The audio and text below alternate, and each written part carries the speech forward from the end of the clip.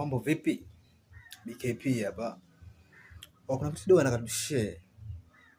Hii video nitaikata mara mbili kwa sababu kitu ambacho nataka tushare kwa sababu nimekiwaza sana, inahitaji kidogo maelezo. Kwa hiyo nitaikata vipande viwili. Tanzania naweza kusema 90% ya raia au 95, naweza mpaka 98 ya raia wa Tanzania ni watu wake ni waumini wa dini mbili, aidha Muislamu au atakuwa Mkristo.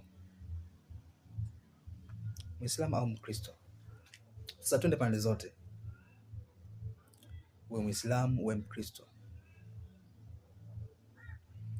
na pia twende upande wa serikali. Yaani namaanisha kama ni Muislamu tutabenzi upande wa Kiislamu kisheria katika ile jambo ambalo nataka kulizungumza sasa, na kama Mkristo tutabenzi kwenye upande wa Kristo kisheria, na pia tutaingia ndani ya serikali kisheria kuhusu ile jambo ambalo nataka kulizungumza, afu tulipime lina ukweli kiasi gani au lina uwezekano kiasi gani.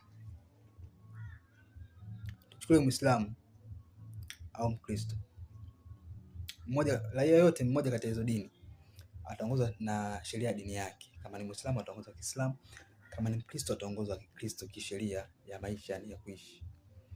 Na pia upande huo inabidi aangalie serikali inamhitaji aishi vipi, imeweka sheria zipi za mienendo yake ya maisha ya kila siku. Kwa hiyo ataangalia dini yake, ataangalia serikali yake, sheria gani ambazo zimeziweka katika maisha yake